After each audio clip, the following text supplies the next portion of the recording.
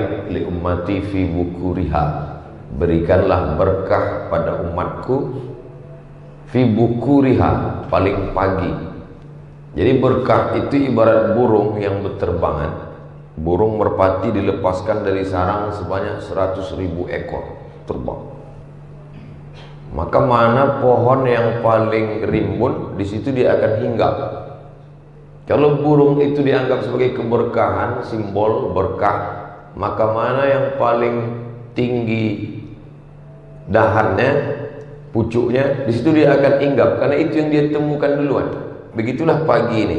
Siapa yang paling awal bangun paginya, itulah pohon yang paling tinggi, di sanalah keberkahan paling awal hinggap. Jadi siapa yang bangun tadi jam 3, dia yang paling banyak berkah dia dapatkan. Tapi berkah itu sesuatu yang immateri.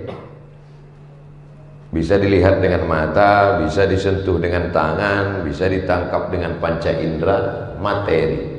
Yang tidak bisa ditangkap non materi.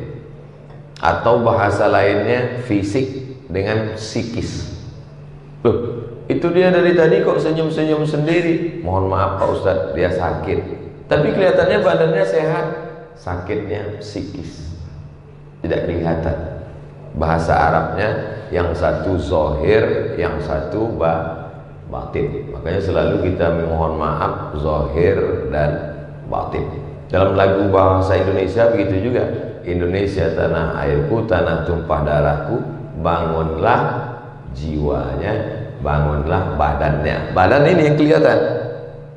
Sedangkan dengan bangun pagi, kita bukan sedang membangun badan fisik saja. Bahwa orang mengatakan siapa yang bangun pagi dia yang paling sehat, tidak dapat dipungkiri. Tapi kita lebih dulu connect dengan Allah Subhanahu wa ta'ala. Jiwa kita, batin kita sudah menjalin hubungan dulu dengan Allah. Terbuka pintu mata, maka yang pertama dia sebut adalah nama Allah. Alhamdulillahilladzi ahyana ba'dama amatana wa ilaihin nusyur. Walaupun ibu paling sayang dengan bapak, tak mungkin ibu waktu bangun pagi, oh Mas Parno. Mohon maaf kalau kebetulan namanya. Yang pertama kali diikatkan hidup dengan Allah. Kullu amrin zibalin, semua amal yang baik, walam yubda bihamdillah. Dalam riwayat lain, walam yubda bi bismillah. Semua amal yang baik kalau tidak dimulai dengan nama Allah, maka dia tidak bisa menjadi amal. Semua bangun pagi ini. Orang Singapura sudah bangun pukul 4 karena mereka masyarakat paling aktif, ekspor importnya maju, ekonominya. Orang Barat sudah bangun. Yang paling awal bangun orang Jepang karena matahari lebih dulu terbit di tempat mereka.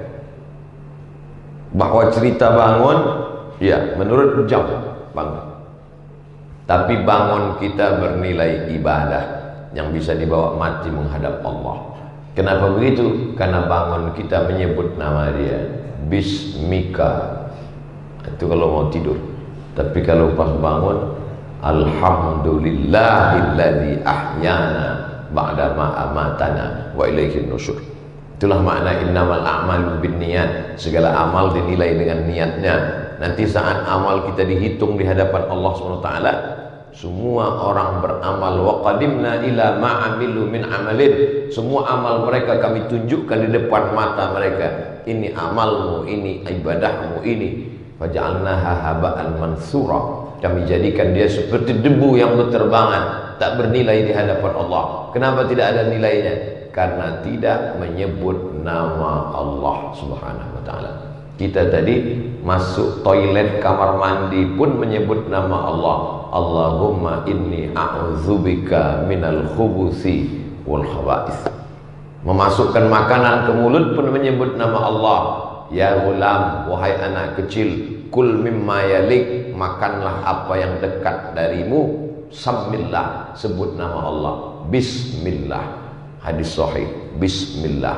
Adapun yang panjang itu hadisnya dhaif. Alhamdulillahillah. Yang panjang, Allahumma barik lana fima razaqtana wa qina adzabannar. Oke, nanti kalau kelihatan ada kawan di sebelah tiba-tiba Bismillah. Loh, ente kok lapar sekali kelihatannya. Inilah hadis yang sahih, akhi. Padahal saking kan laparnya. Jadi kalau gitu Allah barik lana fima razaqtana wa qina azabannar nggak boleh kita baca. Boleh, karena cukup 5 syarat. Bukan dalam masalah akidah, bukan dalam masalah halal haram, tidak ada periwayatnya yang kadzab pendusta, dia masih bernaung di bawah hadis sahih. Dan untuk fadhail a'mal tidak perlu kita permasalahkan antara bismillah dengan Allahumma barik lana. Karena kalau kita kelahi antara yang baca bismillah dengan yang Allahumma barik lana, yang ketawa yang nggak baca doa. Inti dari doa-doa itu sebenarnya supaya kita ingat kepada Allah Subhanahu wa taala. Keluar dari masjid, keluar kaki kiri. Allahumma inni as'aluka min fadlik. Pakai sendal kaki kanan. Simple. Seringkali kita keluar kaki kiri, langsung sendal kaki kiri. Yang sendalnya nggak hilang. Tapi sebenarnya apa maksudnya? Keluar kaki kiri, pakai sendal kaki kanan, supaya kita mengingat semua perbuatan kita. Berapa banyak kita berbuat tapi kita tidak ingat perbuatan kita. Makanya Imam Ibrahim bin Adham, dia melangkahkan kakinya, 1, langkah 2, pas langkah 3 mundur lagi dia ke belakang. Kawannya di sebelah nanya, ngapain langkah 1, 2, langkah 2, langkah 3 mundur lagi? Ketika aku melangkah yang pertama, aku bisa mempertanggungjawabkannya di hadapan Allah nanti kalau ditanya. Langkah yang kedua, aku juga yakin begitu. Ketika melangkah ketiga, aku mulai ragu, apakah langkahku ini mencari ridha Allah atau tidak. Maka semua nanti akan dihitung di hadapan Allah, mana amal yang kita ingat, mana yang tidak ingat. Berapa banyak orang hafal doa makan, hafal doa pakai baju, hafal doa masuk WC, hafal doa sebelum tidur, hafal doa bangun tidur, hafal, tapi tidak dibaca ketika beraktivitas. Ada sesuatu yang salah dengan memori kita. Oleh sebab itu, fungsi doa-doa adalah zikir, mengingat, sehingga setiap gerak langkah mengingat Allah Subhanahu wa taala, maka dia menjadi ibadah di hadapan Allah Subhanahu wa taala. Masuk tadi ke dalam, Allahumma ftah li abwaaba rahmatik. Nanti keluar, Allahumma inni as'aluka min fadlik. Kalau tidak tahu bacaannya Pak Ustaz, bismillah. Dengan nama Allah Subhanahu wa taala. Seperti tukang sisir Firaun ketika akan menyisir keluarganya, keluar dari mulutnya bismillah, dengan nama Allah Subhanahu wa taala. Yang lain berkata atas nama jabatan, yang lain berkata atas nama kekuasaan, yang lain berkata atas nama harta. Tapi kita tidak demikian. Bismillah. Semua yang dilakukan atas nama Allah menghilangkan kekecewaan, ketakutan dan kesedihan. Orang yang berkata atas nama jabatan, atas nama kekuasaan, atas nama materi benda, kalau dapat bahagianya luar biasa, kalau tidak dapat stresnya juga luar biasa.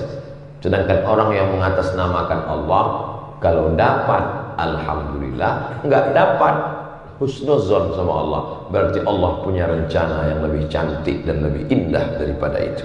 Kenapa? Karena semuanya atas nama Allah. Dengan nama Allah lah maka rasa sedih, gundah, galau, stres, depresi hilang dari hati seorang hamba.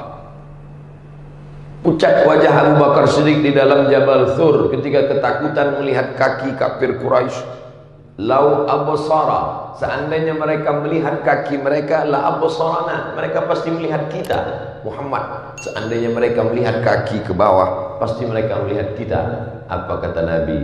Ma zannuka bitsnaini fallahu salisuhuma. Kalau kau sangka kita di sini cuma berdua, tidak wahai Abu Bakar, Allah yang ketiga. Kalau kita bertiga, Allah yang keempat. Kalau kita empat, Allah yang kelima. Wa huwa ma'akum ainama kuntum. Dia bersama kamu dimanapun kamu berada. Maka itulah fungsi dari setiap doa dan zikir, merasakan keberadaan Allah. Ketika kita merasa sepi sunyi, maka Allah bersama kita. Ketika kita merasa kecil dan kerdil, Allah tetap ada. Maka besarkan hati dengan keberadaan Allah. Allahu Akbar. Selesai sholat tetap subhanallah 33, alhamdulillah 33, Allahu Akbar 33, la ilaha illallah wahdahu la syarikalah, lahul mulku wa lahul hamdu yuhyi wa yumiit wa huwa ala kulli syai'in qadir. Itulah kultum kita pada subuh kali ini. banyak panjang pendeknya ceramah sesuai dengan besar dan kecilnya masjid.